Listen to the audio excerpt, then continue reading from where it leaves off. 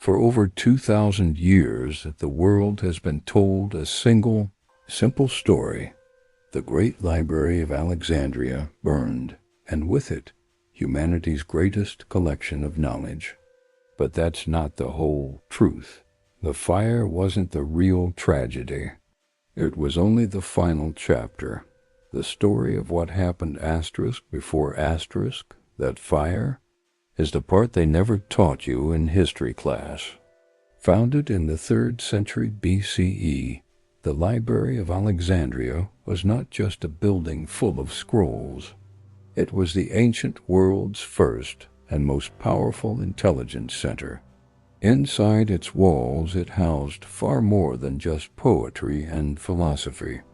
It held maps of forgotten continents, astronomical charts that mapped the stars with impossible precision, medical treatises centuries ahead of their time, and engineering manuals for technologies we still struggle to understand.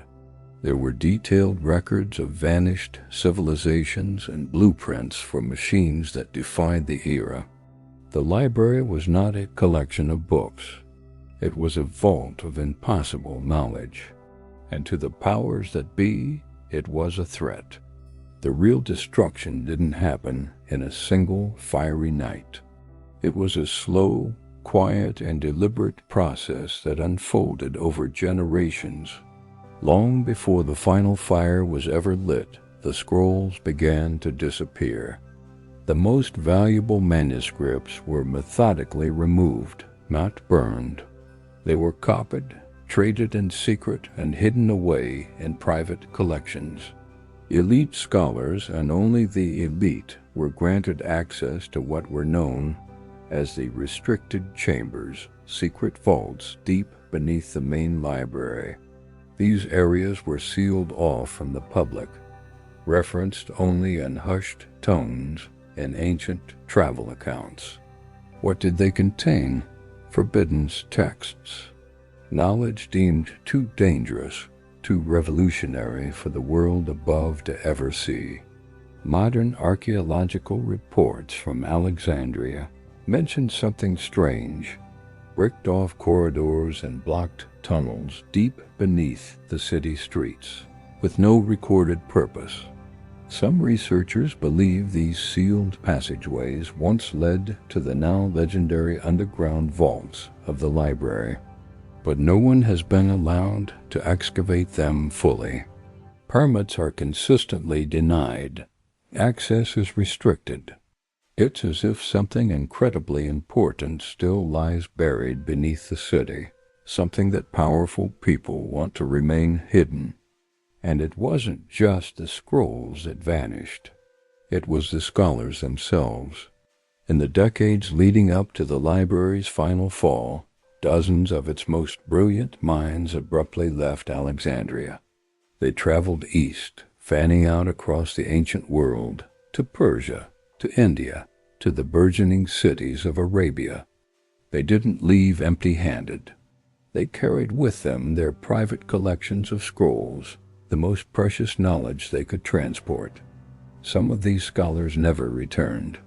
Some were never heard from again. Their sudden, coordinated migration has no official explanation in our history books. But what followed is undeniable. The cultures they traveled to experienced sudden, unexplainable explosions of scientific and philosophical knowledge. Then came the fire, the dramatic event that we all know.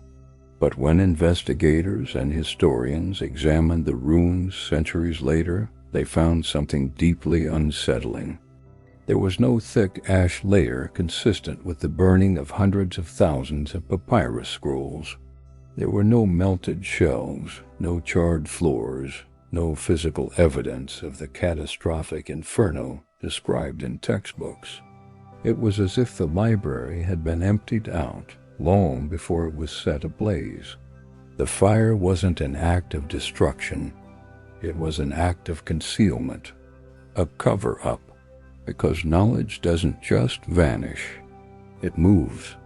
After Alexandria's light went out, intellectual fires ignited all across the world.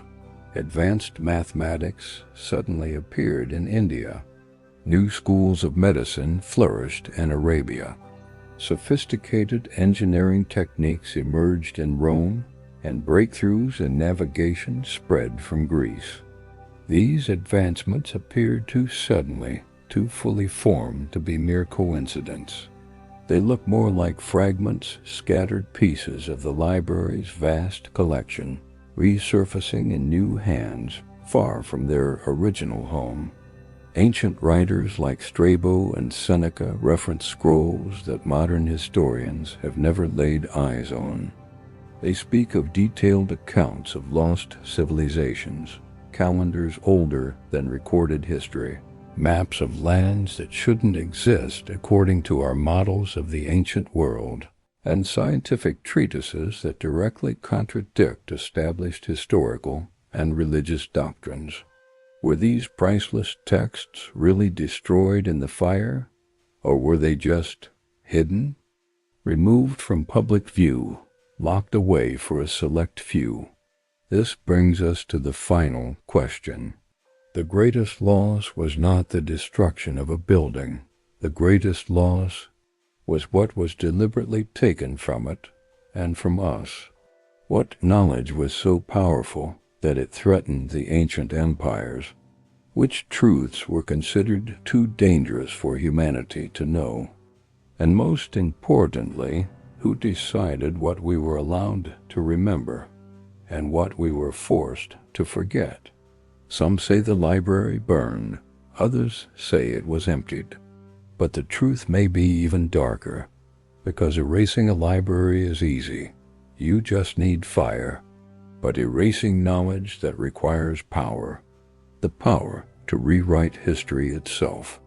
If you're ready to uncover more forbidden archives and question the stories we've all been told, subscribe to the True Story Files, and tell us in the comments what you believe was truly stolen from Alexandria.